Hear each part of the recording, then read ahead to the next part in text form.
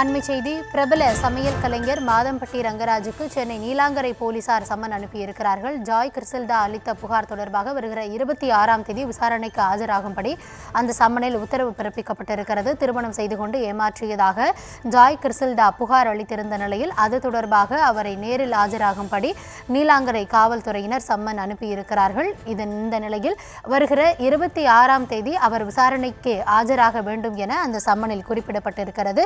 விரிவான விவரங்களோடு நம்முடைய செய்தியாளர் முரளி இணைகிறார். முரளி, கூடுதல் விவரங்களை வழங்கலாம். வணக்கம். மாதம்பட்டி ரங்கராஜ் வருகின்ற 26ஆம் தேதி நீலாங்கரை காவல் நிலையத்தில் ஆஜராக வேண்டும் என போலீசார் சம்மன் அனுப்பியிருக்கிறார்கள்.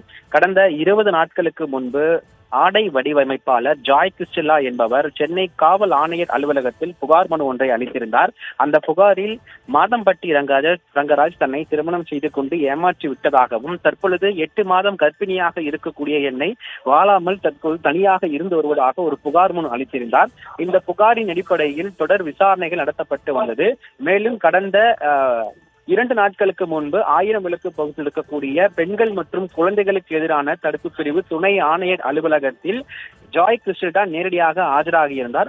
ஆஜராகி மாதம்பட்டி ரங்கராஜுக்கும் தனக்கும் உள்ள உறவு தொடர்பாக அனைத்து ஆவணங்களையும், போட்டோ மற்றும் வீடியோ ஆதாரங்களையும் அவர் அனுப்பியிருந்தார்.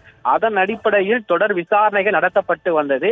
இந்த விசாரணைக்கு அடுத்தபடியாக நீலாங்கரை போலீசார் வருகின்ற 26ஆம் தேதி மாதம்பட்டி ரங்கராஜ் நேரில் ஆஜராக வேண்டும் என தகவல் தெரிவிக்கப்பட்டிருக்கிறது. அதன் அடிப்படையில் மாதம்பட்டி ரங்கராஜ் வருகின்ற 26ஆம் தேதி நேரில் ஆஜராக இருப்பதாகவும் தகவல்கள் வெளியாகி இருக்கிறது.